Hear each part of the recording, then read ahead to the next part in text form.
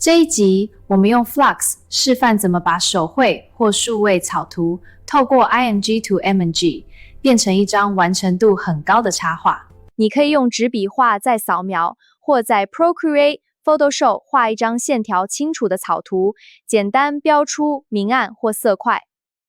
从 Load Image 节点把草图载入，接到我们前面做好的 Flux Element RGEM 工作流，准备让模型在这张草图上重绘。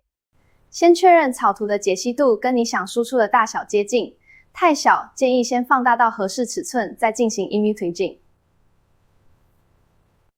在 Prompt 里重新描述你这张图要表现什么，加上 Digital Painting、Clean Line Art 等关键字，告诉 Flux 风格方向。如果希望保留清楚线稿，可以补上 Sharp Line Art、Clear Contours、No Sketchy Lines， 让模型帮你收线。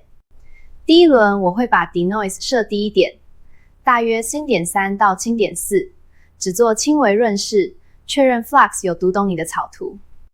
跑完第一轮后，检查线条有没有变干净，比例有没有跑掉，如果结构还稳定，就可以往细节推进。接着用第一轮结果再跑一次，把 Denoise 拉到 0.5 左右，让 Flux 帮你加强材质、光影和颜色细节。你会看到整体光影更立体，材质更清楚，但构图和角色动作仍然跟原本草图一致。如果觉得轮廓太硬，可以改成 Softer Lines、Painterly Edges。如果太糊，就加强 Sharp Line Art、Crisp Edges。有时可以再加一轮低 Denoise 的 Inking， 专门用来修整小细节和噪点，像在做最后的抛光。现在把原始草图和完成插画放在一起，你可以清楚看到 Flux 怎么在你的构图上叠加风格与质感。草图越清楚， Denoise 可以开得越高。